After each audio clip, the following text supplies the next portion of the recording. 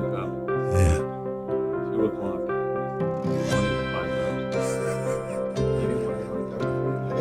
25 That's all I got to do. That's all I got to do.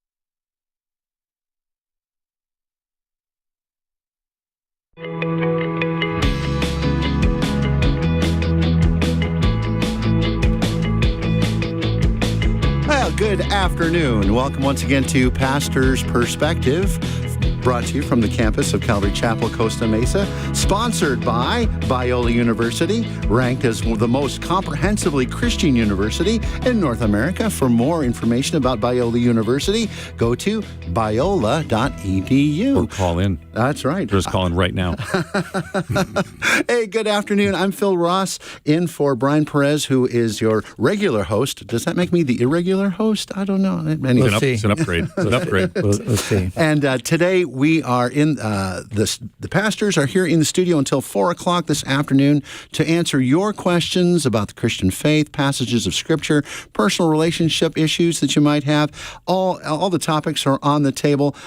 We have 3 wonderful people who can handle any question that you might want to ask. Today in the studio, we are so thrilled to have Pastor Brian Broderson, Senior Pastor of Calvary Chapel, Costa Mesa. Also, we have the Senior Pastor of Image Church in Raleigh, North Carolina, Dr. Bobby Conway, and also the Dean of the Talbot School of Theology at the aforementioned Biola University, Dr. Ed Stetzer. Aforementioned. Welcome. It's You're so smart. No, anyway, I sort of went to college once. That's good. Did you go to Biola University or did you go to some other school? I went to some other school. Okay, fair. Yeah. Okay.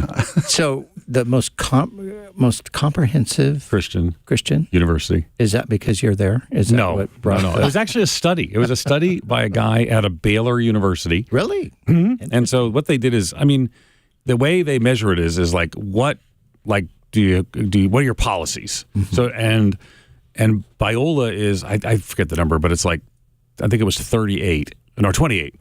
And Biola was the only school that got 28 out of whatever it is, 30, and then 27, et cetera. So like for example, you have a Christian conduct policy. You have at Biola, every undergrad student takes a Bible minor. Mm-hmm. So all those things added up. Now, I did think it was kind of funny that it was done by a professor at Baylor University because Baylor, it did not score high. But the point was not that there are not wonderful Christians at Baylor or other Christian schools like in Southern California. We're for lots of them. But of the schools, when they looked at, he had a whole I don't know if you call it a scoreboard, but like a grid. Mm-hmm. He had a grid, and we were real encouraged because we really take very seriously our Christian commitment at Biola University. So, again, it surprises people that our film majors take Bible minors. Mm-hmm. You got to have a Bible minor to be a student there. It was back in the day the Bible Institute of Los Angeles, so it just makes sense. Yeah. So, and that's a great thing, really, to be the most comprehensive. And I think these days we need that in schools because there's a lot of shifting. And a lot of Christian schools have kind of drawn down their Christian commitment. Yeah. Historically, there's a very famous book called The Dying of the Light, which kind of chronicles the loss of Christian identity in colleges and universities. And, Harvard was founded as a Christian school. We know those things. And so one of the reasons I came to Biola, and I lead Talbot. There's multiple schools at a university. I lead the Talbot School of Theology. But one of the reasons I came here was its commitment to its... So I didn't know, that came out after I was here. So no, in answer to your question, it didn't happen. But the study was already done, but I learned about it afterwards. And it was an affirmation of the aforementioned Biola University. See what I did there, Phil? Thank you, Ed, because Baylor didn't use aforementioned when they responded to the... that's probably the difference. That's probably what it was. It was the aforementioned word, which I'm telling you. So that's a good word. I know I want to know where he would go to college, but you were just talking about Biola, so let's stay there for just a moment, or at least move on. Well, today on Pastor's Perspective, we would love to talk to you, and the number to call is 888-564-6173. That's 888-564-6173. We would love to talk to you, and if you're watching online on YouTube and on our Facebook channel, you can see the number there on the bottom of your screen. Please give us a call. We would love to visit with you. Call us now, 888-564-6173. And again, we've got Dr. Bobby Conway, we've got Brian Broderson, and Ed Stetzer here to answer your questions. And gentlemen, we have some questions already people have sent in. One from Facebook. You ready to handle this one? This one might be tough. So Ed, I'm going to offer it to you. Maybe. Okay. I always like to start with the hard one. Okay. One time we were here and we called one of the Old Testament professors. It was a hard Old Testament question, and I'm not an Old Testament scholar. So we actually did Who Wants to Be a Millionaire thing, and we said, let's call a friend. You weren't here that day. So on that day, Brian Burson, we actually did. We called. I'm trying to remember which Old Testament professor we called. Gary Manning, and we called up Gary Manning. No, it was New Testament question, and just called him on the phone, live on the air, and asked him 2 questions. So it was kind of fun. But let's give this one a shot. Okay, this comes in from Belen, Belen. If it's Belen, I'm sorry, I don't know how you pronounce it. Like Helen, Belen, I don't know, something Balen, like that. Yeah. Anyway, from California, and writes in, do you believe there are soulmates? Someone God destined us to be with for the rest of our lives? Or do we get to decide or even get some say in who we are in so long as they still build us up? I'm going to be interesting to see what my colleagues say about that, but my answer is an unequivocal no. I don't think there are. I think the idea that there's one soulmate for us has one huge glaring problem, because if one person in the whole world married the wrong person, then everybody else married the wrong person as well, because that person should have married that person should have married that person. And I would say too that historically nobody was asking questions like that 500 years ago. Because the concept of love marriage is, I know this sounds strange, but the concept of love marriage is a relatively new idea and still strange to most of the world today, and would have been unheard of to most of Christians throughout history. Marriages were often arranged. There were all kinds of reasons that were there, and couples learned to love one another. So the idea today that you would never marry somebody that isn't your soulmate would be, I just came from Asia, like hours ago. Yes. But if you're in the subcontinent of Asia, Asian subcontinent, in India, this would just be an unheard of idea, including among the Christians that are there. But again, it doesn't mean we do deeply love one another. We should deeply love one another. But when you locked eyes across this crowded room and your souls touched and the orchestra started to play, that's great, and for about 2 years. And then the pheromones and the hormones have turned into the day-to-day beautiful and challenging journey of being married with somebody for, I've been married 37 glorious years. But it's a commitment, and sometimes those lovey-dovey feelings are there. Sometimes I'm not so sure we define each other as our soulmates, but we're like, let's make it through another day and try again tomorrow. But I'll be interested to know if the boys over here have a different perspective. Well, I would say that in one level, we're all soulmates, because every person that you're mated to has a soul, and you have a soul, so you're soulmates. But technically speaking, I think that's sort of cheating. Well, I feel like you wanted to affirm the question, but you don't mean it the way you're saying he's asking. Of course not. Hey, you're a sinner, I'm a sinner. Exactly. We all have souls. Yeah, that's right. Wow, this is why Bobby's a preacher. He can pull anything out of a hat. But I think there's a lot of truth to that. Because if you think about it, arranged marriages would make that very difficult as well, because they're arranging you, you're finding out. A lot of times too, maybe it's just, is there people that you can maybe feel more chemistry with than somebody else, because when you think about a soulmate, you're talking about just this sense of magic that you feel, this sense of chemistry. And I do think that there are people that will line up better in that way. But again, you could line up with this amazing magical chemistry that just feels gushing, like it would be something that could never be stripped away. And you just never know how life can turn in its events. Now, that said, when I think about God's guidance, do I think that God can guide us to the right person? I do believe that he could be with us in that. When I think about like my wife, it was very meaningful in how he brought us together. So I would say if we're going to trust him about praying for things like maybe a house or a job or a location, and he might have a job or he might have a house or he might have a location, then I do think if we invite him into the process, given the kind of culture that we are in, that he can meet us in that process to help make that happen. But for Heather and myself, for example, I would look at like, wow, we had some amazing things that we felt like was God's providential hand guiding us together. But it wasn't so much even the term soulmate we would use as much as a calling together for something that he had in store for us. And our marriage has been one where we have been in the controversial ring more times than we would like. I mean, we have had much intense fellowship in our relationship. I'm so going to use that. Yeah. So how old were you guys when you guys met? She was 20 and I was 21. Okay, so you barely had brains developed. Exactly. So now Don and I, we met at 15 and started dating at 16, and we were married at 20. So we barely had brains developed. But what again, for us, it was the deep commitment to the Lord and to one another. Yes. So I guess in a sense, we became soulmates.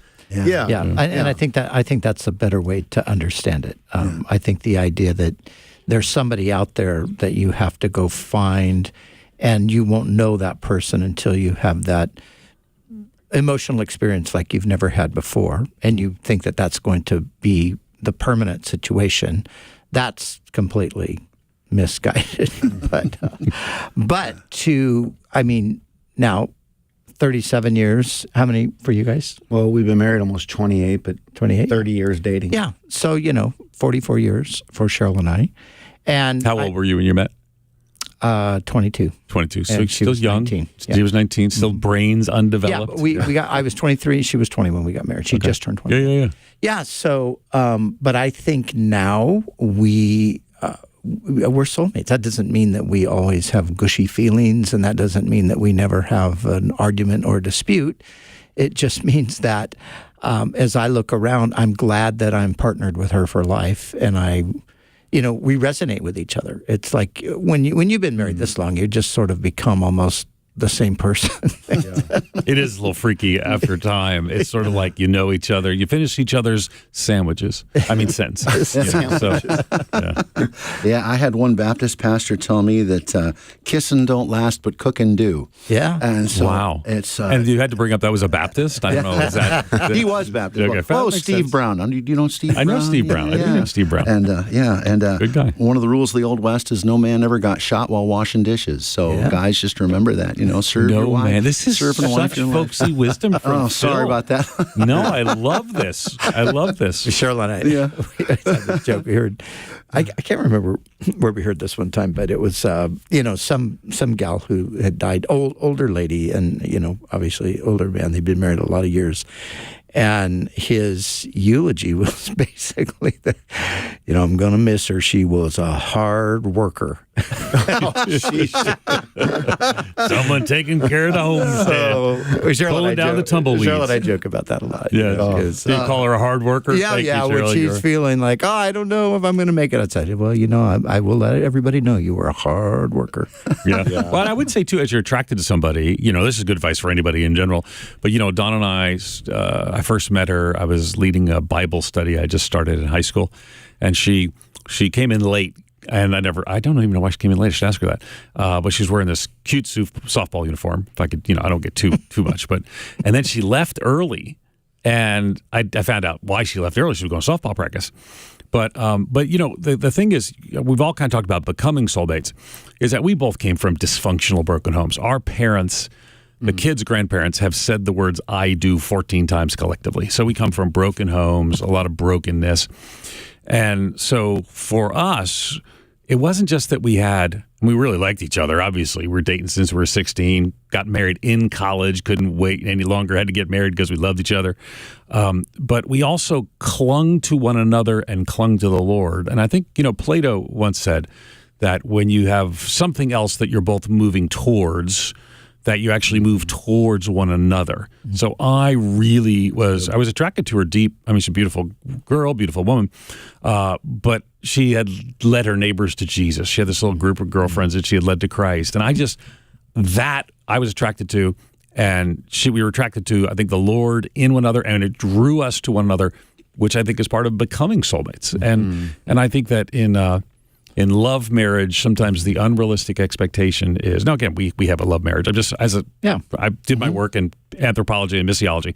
So love marriage as an idea, again, it tends to wear off unless you have something else that draws and brings you together, like in this case, a commitment to the Lord for all of us. Yeah. And I mean, that was the same with me. It was our initial attraction, even though Cheryl was beautiful. I mean, obviously, the first time I saw her, I just thought, whoa, she's good looking. She was leaving something, a place that I was walking into, and I was wondering, dang, why is she leaving when I'm just getting here? So that little pitter-patter of the heart. Yeah, she was very cute.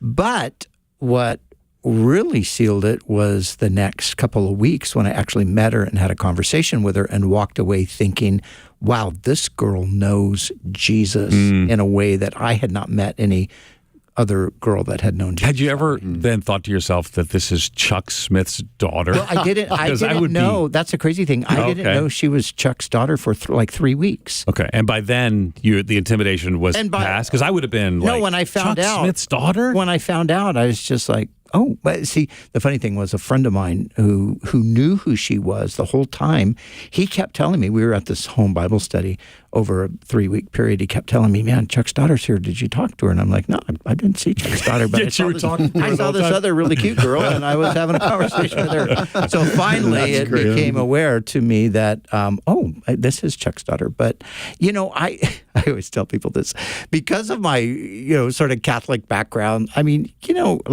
we had the Pope, we had Rome, we had the Vatican. It's like, Chuck, he's the pastor of a church. So I wasn't enamored with Chuck like some people were. Interesting. Yeah, I didn't. That is. And I didn't have any real Christian sort of background apart from my Catholicism, so I wasn't like, I was surprised when I found out Chuck had kids. I was like, what's he doing having kids? Because you thought he was a priest. This is a scandal. That's great. Well, thank you for joining us for Pastor's Perspective in the studio until 4 o'clock Pacific time this afternoon to answer your questions. Ed Stetzer, Brian Broderson, Bobby Conway, and the number to call, please grab a phone line right now and call in with your question to the pastors at 888-564-6173, 888-564-6173. And as we wait for more calls to come in, another question. It's kind of a follow-up question from Facebook. Oh, no. Not another. Well, it depends on how long. But that was nice. We all got to share about our lives. It was really, It was really tender. Yeah, that's really I bet Cheryl's listening right now saying, I love that man. Don, I don't know. Well, I don't know. This morning she was a little bit mad at me. Wow. And then finally she said, which I was thankful for, finally she said, you know what? I'm just mad at the world, so don't take it personal. So let me get this straight. You just literally on the radio in front of millions of people talked about your interpersonal problems in your life and then said she confessed her wrongness. It wasn't wrongness. She just explained that she was mad at the world. Okay. Because it sounded like she was just mad at me. Well, so, could be your insecurity, but I don't know. All right, sorry. Let's go on to the next one. All right, next question. It's kind of related. This is from Tim, and maybe he lives in Virginia. He writes in, "Hi, guys. I know that God ordained and created the concept of marriage. However, my question is, does he always ordain all individual marriages, even Christian ones, especially if he knows that they will ultimately fail?" Now, God's ordination of marriage. What do you guys think about that? God's foreknowledge about the way things are going to turn out. Sounds like a Bobby Conway question. That sounds like to me. Well, it does kind of sound Foreknowledge. similar, right? Yeah. Like what we're talking about. I mean, obviously, God knows who we're going to marry and, if people are going to get married or not. But it would kind of get back to, is God, giving any freedom of choice in the process for us or not. And I do think, as we're talking about, there does seem to be a lot of freedom of choice that we get to make in our marital decisions. And yet, even though we could seek God's hand for guidance in marriage, it's very possible that we could believe that God brought us together, and yet even though we forgot the principles, let's say, and went our separate ways, that wouldn't mean that God didn't bring us together. They didn't meet us in the process of our relationship. It would just mean that we lost sight of the principles that He put in store for us. And I do think that's where commitment comes in, and having some sort of a covenant is important for us to remember in marriage, because I'm thankful for the concept of forgiveness. When I eliminate the Christian worldview, I don't know how people, unless they do just have this unbelievable relational chemistry, I don't know how they would make it. Because if you're arguing, if you don't have something bigger than yourself, well, then just I get why you would throw it away. It's like a book I read recently of a girl, and she was becoming a Christian, and she's coming out of it's in the book called Surprised by Oxford. Great read. Carolyn Weber. Yeah, we just screened the film at Biola University like 3 weeks. Oh, really? Ago. Yeah. Just and I she was can't out wait here. I can't wait to to see the visit film. with her. Oh yeah. She's the great. film So is we're so good. friends. I haven't seen it, but I read the book, and I thought we it got to was get you to amazing. see. We're friends. I can connect you with Carolyn Weber. She's great. Well, that's amazing. Well, in her book, you guys might remember, she shares. She says, "Look, I'm dating this guy. I'm an atheist. He's an atheist, but I find myself turning toward God. We're engaged," and she ends up realizing, I can't give my life to him because he doesn't believe anything bigger than himself. That's so good. And what's going to happen in our marriage if he doesn't look to something beyond himself? And I'm so thankful for my wife because she's living for something beyond herself, so besides good. Yeah. beyond her feelings. And I'm doing the same. And I think that's what keeps us committed to each other. If you're driving around and you're like, "Hey, I'll throw in a towel," it's like the moment we say we're throwing in the towel, it's like we're no longer living for the Lord. We're taking life into our own hand. We're going to make the decision. But the Christian worldview reminds us, and not only that, it gives us like this exemplary model in the person of Jesus on what forgiveness looks like, so that when we are feeling frustrated or we are upset with each other, we just put ourselves before the cross, remember the gospel, and then we can find oneness again. And I think that is such a beautiful picture for us. Come on, preach it. Preach it. Are we going to have this? Is like the relationship version of the show. Yeah. So, it's July 3rd. We could be talking about the anniversary of Back to the Future, which premiered in 1985 on this day. So we could talk about time travel. If you Independence Day, we could talk about Or we could talk about Michael J. Fox. We could talk about aliens. Playing guitar with that's right. Coldplay. That's right. But we could talk Independence Day, like July 3rd. This is right now. We're preparing for the counter strike, and the president's giving the speech. So we could talk about aliens, or we could talk about America. And the number is 888-564-6173. That's 888-564-6173. I'm just trying to give some. I see it Now, called, what was the book being recorded by or filmed at Biola for? Just out of curiosity. No, it was a wasn't premiere. Oxford? So we have this thing called the Malcolm Institute Initiative for the Arts. Okay. And so, matter of fact, I'm planning the events for it next year now. And so we try to, again, Biola's it's not, we love Bible colleges. It's not a Bible college in that it has a Bible department, but we also have arts department and music department, everything else. So we do these events like commissioned paintings and art, and in this case, we brought in the film and the Carolyn Weber, and she came, so we watched the film. A bunch of students came, a bunch of faculty came. I was there. There was popcorn. And and then after, Carolyn just took questions, and she's moved to Nashville now because that's where I guess all the Christians are moving, because we don't need the gospel anywhere else. Yeah. So And you moved out of. I moved out of Nashville. When I moved to Chicago to go to Wheaton, the number one place that people moved from Chicago to was Nashville. So I was the only person. Like the highway was empty going the other direction. But, let's stay in California. People need the gospel. So anyway, so we filmed it. So there are screenings of film all the time at universities. So it was pretty cool. I mean, it was. So the film I had is seen on. it before. The film is on. It's on Prime. Yeah. Yeah, you can rent it on Prime. It's excellent. You Charlotte, turned me I watched on to it. I To think, Amazon on Prime? the You show turned him a on to couple Amazon weeks Prime? ago, and then I saw the book, and then I haven't watched I want the to movie. read the book. I want to read the book. Yeah, loved it's good. It's good, and she's great. So we should like have her on the program. We don't have guests, but we should. In fact, Well, we you do know, have guests. I will. Am I a Carmen guest? Was a guest. Who? No, Carmen was a guest. Carmen was guest. Okay. Well, I'm gonna like my show airs on this station and this K-Wave, the you mothership. should have her, yeah. I'm gonna have Carolyn Weber on. You've inspired me because I took you to Oxford. We go to Oxford. Yes. One of the fun facts about the Talbot School of Theology is we have classes, joint classes, Oxford twice a year. Yep. We had a blast. Which you took, and we went to C.S. Lewis's house. We did, which was super cool. Yep. It was fun. I got a picture of us right in his living room. Nice. Yeah. It's great. I love Oxford. One of my favorite places to go. Well, you need to come with us. Amazing. We have to do a pastor's perspective from Oxford one of these days. Yes, we do. I'll be there in December. I'll be there, Amy or Ewing and John Dixon. We're doing an evangelism conference. You know all those names. Those are all friends of yours. Yes. John was just here speaking at the Calvary Global Network. And Amy spoke last year at the Calvary Global Network. Yes. Right? She did. Yep. Yeah. So all your friends. Well, you should come with us. I'll grab Bobby and we'll come. Let's do it. Yeah, that would be that. Hey, we'd love it. Question: did they close down C.S. Lewis's bar, or is it going through renovation? It is or still something? closed. The Eagle and Child? The Eagle and Child closed during COVID. Okay. And it's been through a couple of owner things because there was some dispute over it.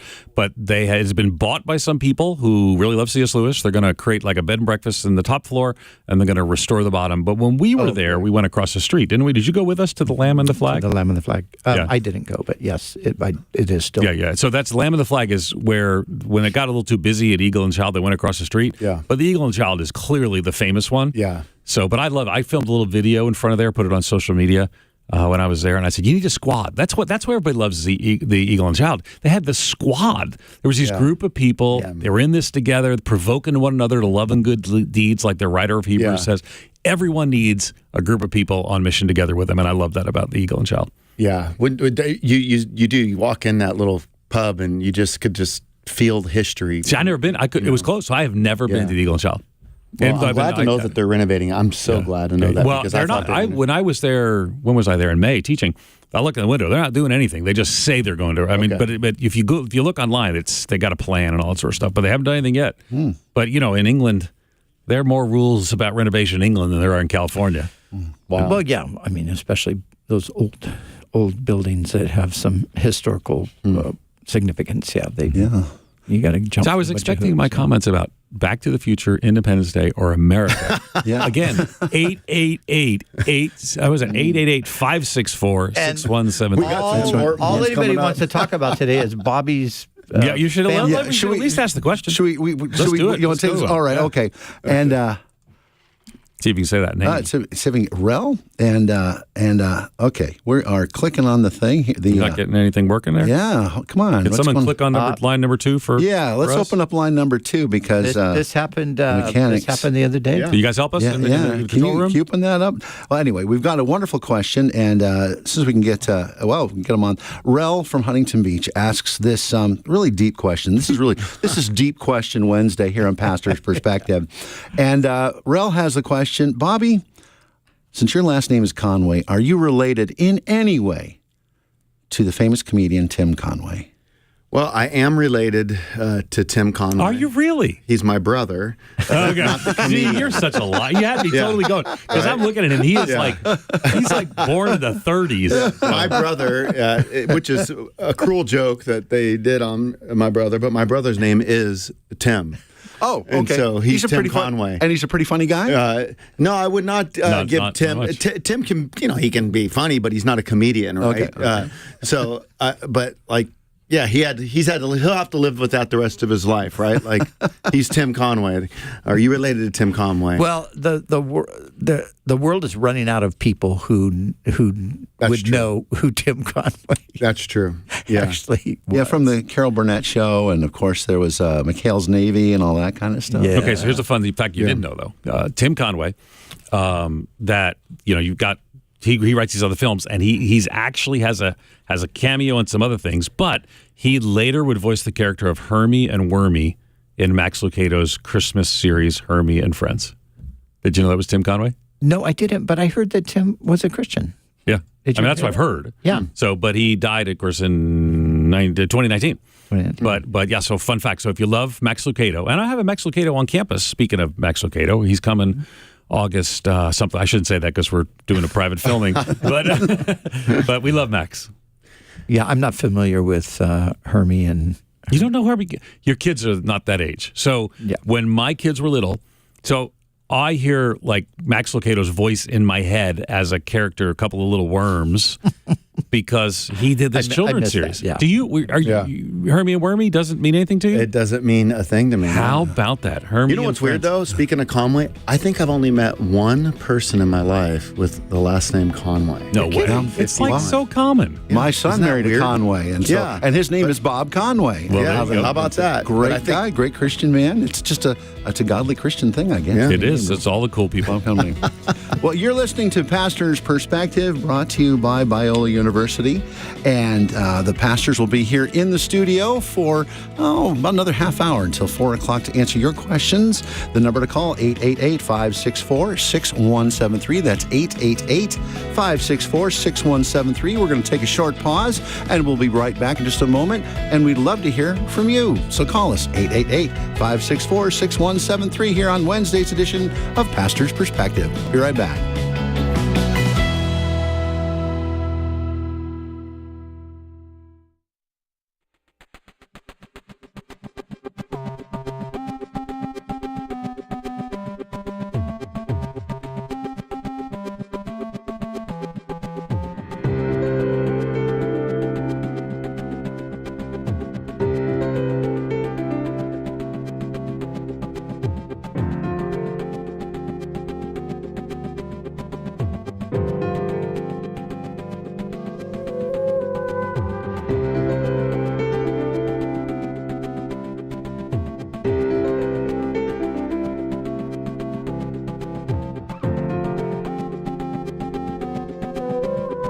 Yeah, you don't know how much time, but yeah, you can.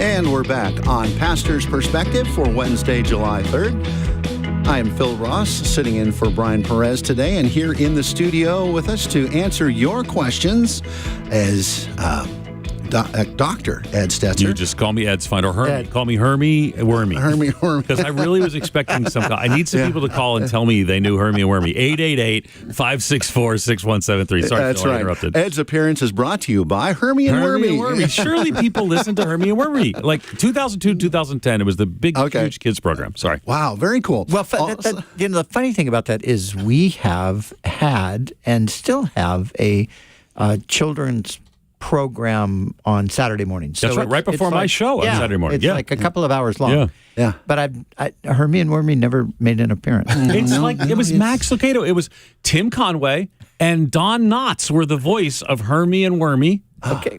I can't believe you don't know these things. The people out there know. 888-564-6173. Help me out, people. That's right. That's right. Also in the studio, Brian Broderson and Bobby Conway to answer your questions until 4 o'clock today. So grab a phone and call us as Ed just, the aforementioned. Ed just mentioned our number is 888-564-6173. We've had some issues with the phone, and, they say live by the hard drive, die by the hard drive, and I'm trying to get this mouse to work here, and can we get... You got it. Richard from Colorado. Richard, thank you for your patience. Thanks for calling in the program, and what is your question for the pastors? Hi, guys. Yeah. Well? Yeah? Did we lose you, Richard? Can you hear me? Oh, yeah, loud and proud. Go right ahead. All right. I'm getting double sound there. Okay, double sound. Well, tell you what, Richard, I'm going to put you back on hold, and then we're going to come back to you in just a few minutes. We've got Yvonne calling in from Santa Ana, and she got a good question. Again, it's kind of on a theme today here on Pastor's Perspective. Hello, Yvonne. Welcome to Pastor's Perspective, and what is your question for the pastors? Thank you. I'm calling regarding the wedding feast story that Jesus tells in Matthew 22.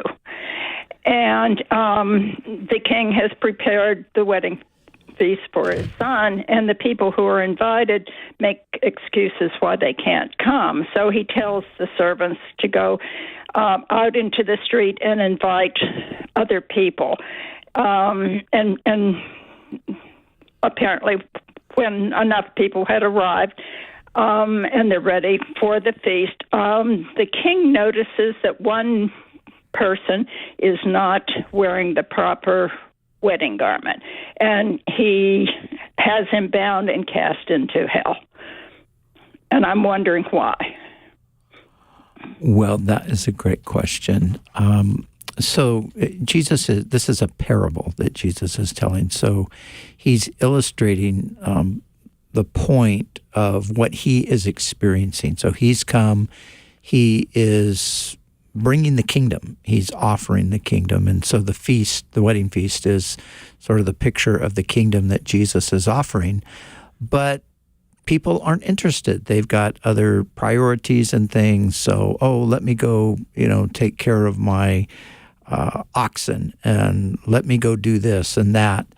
And so the point that Jesus is making is that the invitation is going out very, very broadly, but people are not responding to the invitation. But then when we come to the part about the garment, what we're talking about here in the story, it would be a proper wedding garment, but what the analogy would be is that we have to be clothed with the righteousness that God provides for us. To enter into the kingdom, God provides us a garment, and so to speak, and that is the righteousness of Christ through faith in Christ. So we can't get into the kingdom without believing in Jesus or, in the story, having the wedding garment.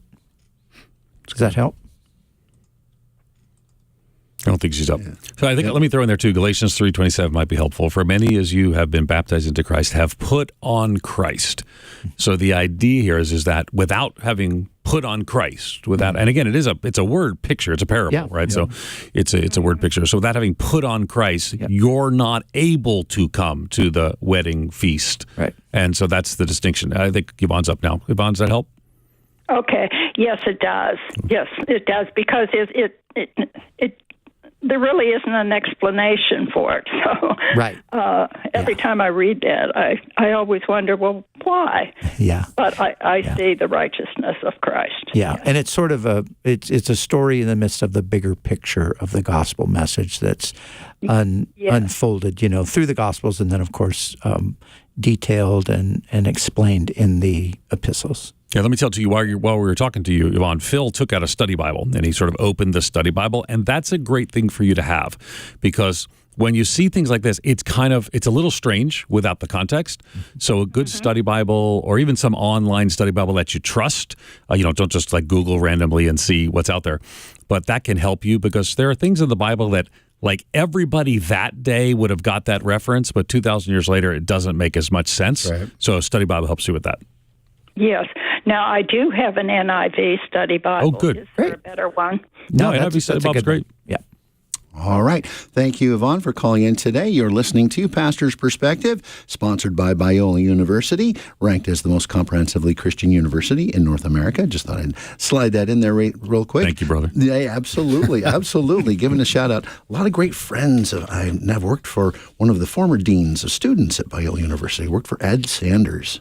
Okay, well, yeah, back in the day. Yeah. Okay, pretty cool. Oh, yeah, very, very cool. That's an important role, Dean of Students. Yeah, he's really great.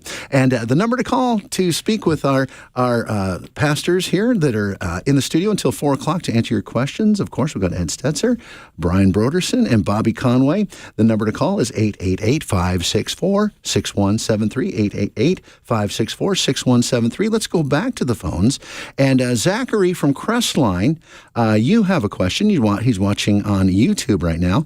And once again, Zachary, there we go. How are you doing, Zachary? Thank you for calling in. And what's your question for the pastors? My question is Romans book 9, verse 20 and 21 on about the molders and it talking like the mold talking to them and like having a dominion over like the potter having dominion over it. Like, in my study Bible, it doesn't touch on those verses too much. That's Romans 9, 19 and 21, 20 and 21. The one that says, "You'll say to me, therefore, why then does he still find fault? For who can resist his will? But who are you, a mere man, to talk back to God? Will what is formed say to the one who formed it, why did you make me like this? Or has the potter no right over the clay to make from the same lump one piece of pottery for honor and another for dishonor?" Yeah, the reason your study Bible probably doesn't address it is a kind of a Calvinist Arminian sort of question. So, so your study Bible is like, well, maybe we'll leave that one without having a comment there. But two Calvary Chapel pastors maybe can address that. Neither Calvinist or Arminian, I believe, is the Calvary distinctive. That is it. Neither. Sorry, aforementioned neither. Oh, I'm going to hear about that for a while. Yeah. So the point that the apostle is making there is that God, so it's the word sovereign, meaning that God is ultimately in control of all things. And so what he's saying is God has a right to choose who he will choose, and he has a right to not choose certain people. And so the apostle is arguing for the fact. So the children of Israel, what the message of the gospel is telling them in a sense that they're invited into the gospel, but now it's not an exclusive thing. There are other people invited in too. There are other people that have been chosen, and they don't like that. So the apostle is wanting them to consider, well, in a sense, it's like, well, you liked it when you were chosen, but now you don't like it when other people are chosen. But the fact is, God is sovereign, and he chooses. The potter and the clay analogy comes from the prophets, and so he's just building on what God had said back through, is it Isaiah or Jeremiah, the potter and the clay? Jeremiah. Yeah, it's Jeremiah. So, I don't know, Bobby, you want to add anything to that? Great. Or Ed, you want to give the Calvinist, the Baptist view? The Calvinists are not Baptists. Well, there are Baptists that are Calvinists. but Yes, we know a few of them. Yes, we are. And I would say, as one who believes that the Bible teaches predestination, that this would certainly fit in that theological construct very well. Yes. Yes, well, of course, we all believe the Bible teaches because it says predestined to conform to be. But I do believe that we are saved from the massive perdition, and that God chooses and elects whom He will choose and elect. And I think this passage sort of speaks to that. But since I'm on the Calvary Chapel radio station, I'll stop at that point. Well, it's okay. I mean, we can get into a little controversy here. I'm so non-controversial. But I do think this, though. I think Romans 9 through 11, I think the problem with the Reformed world is to apply it strictly to personal salvation, when I think what Paul is talking about in the context is the national salvation of Israel. And the choosing is not choosing for salvation, it's choosing for, Jacob and Esau. God chooses one over the other. Salvation isn't the issue. God's choosing Jacob to be the one to carry on the promises, the messianic. Yeah, it's a beautiful expression of Arminianism. So I appreciate Well, it's not actually Arminianism. pretty much. Salvation is of the people of the elect, and it's to a group, not an individual. So no, it is both, pretty much. If you ask Roger Olson, who wrote Evangelical Arminianism, that's exactly what he would say. No, well, I'm saying the context, because the earlier passages, you could argue the other way. Yeah, agreed. But I do think reading Romans will make you a Calvinist. Until you get to chapter 9 through 11. Is that what? Okay, fair enough. I do think it's good, though. When you look at a program, and this is where my hat's off to you, Brian. Not to me, just so we're clear. Well, yeah, but to you as well, because I think it's great that you can have somebody come on the radio show that is Reform, and I think that it should happen in both camps, like wherever you are. Like the kingdom's bigger than just our understanding of interpreting a few of these passages. They are challenging, and I've shared openly. I mean, this is where I spent most of my Christian life, was in the Reformed tradition as a 5-point Calvinist, and then the 4-point. And there are you were running so well. Who hindered you? Who hindered me? That's right. Yeah. But I mentioned it a few weeks ago on a radio show. I mean, it just started coming to a point. It was David Baggett, a philosopher, that in his book, Good God, that he wrote with Jerry Walls, and I really just started coming to terms with statements like, hey, when you go out, and say, whosoever will believe can believe, but it's really like, the thought of people that can't believe, because you can't believe until you're regenerated first. It just didn't seem just to me. From the standpoint, so maybe how do you square that? Because I read the Bible where it says in Romans chapter 9, the very question he's asking. Therefore, God has mercy on whom He wants to have mercy, and He hardens whom He wants to harden. So Zachary, thank you for your call. But would you say? Okay, so you would say, I want to get to some of the other questions. But you would say that is it would be just of God to create somebody that could never believe, and then to go to hell forever. I believe we are all guilty of sin, death, hell, and the grave, but God, through His mercy, has chosen to reach into the massive perdition and has mercy on those He wants to have mercy, as Zachary has brought the. We ought to team up on him. Yeah. I'm jumping in. But can I just say that Biola University and Thomas School of Theology has people with all different kinds of views on these issues. In Romans 9, it says, "But it is not of the one who wills, nor of the one who runs, but of God who shows mercy." Yes. So what does that mean? Because we know that people have to make a choice.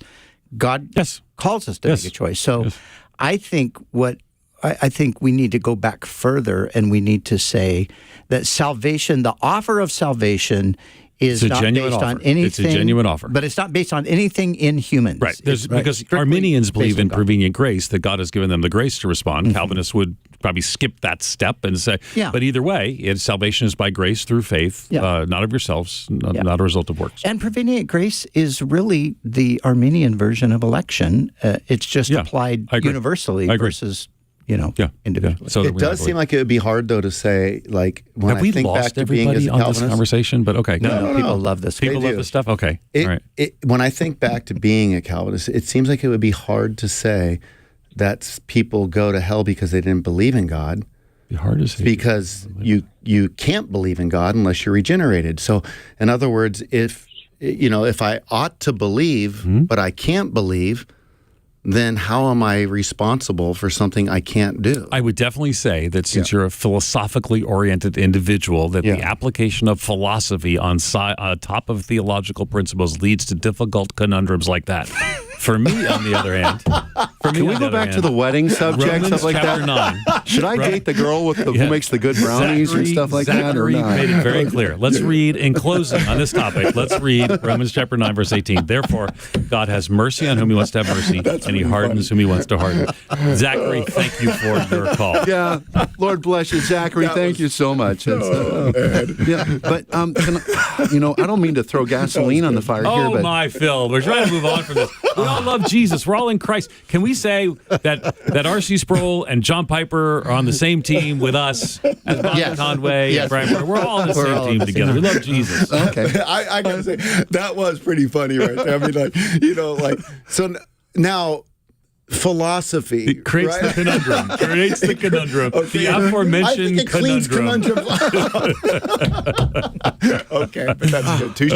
All right. It was fun. Okay. All right. Moving on. Yeah. Thank you for listening to Pastor's Perspective this afternoon. We've got Bobby Conway, Brian Broderson, Ed Stetzer here hashing out, God's responsibility and man's free choice. That's standing in the gaps with everyone against. Anyway, that's all good. God has mercy on whom he will have with mercy. that non-philosophically oriented Augustine. Exactly. Yes. Exactly. He knew no philosophy and applied no philosophy to it. All right. Well, grab a phone line and call in 888-564-6173. We'd love to hear from you today on Pastor's Perspective. Let's go back to the phones right now one more time.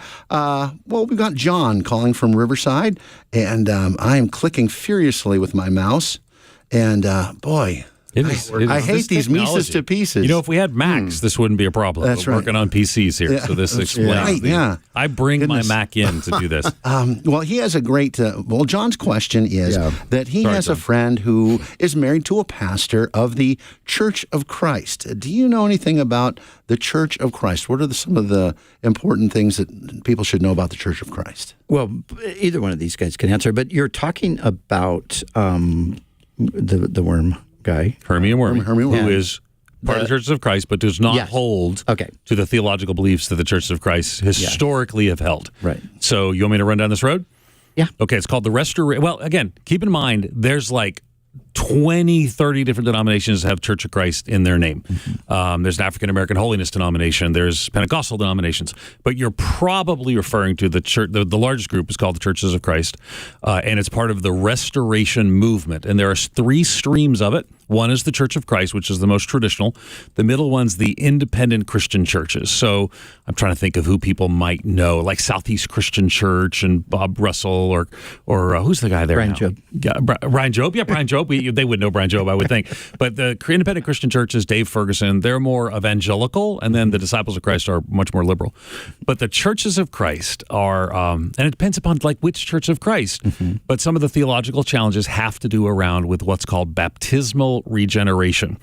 Is that baptism is required for salvation, which none of us would believe, though we just kind of talk some about why we all believe salvation is by grace alone, through faith alone. Now, lots of Church of Christ people would also say they believe that salvation is by grace alone and through faith alone.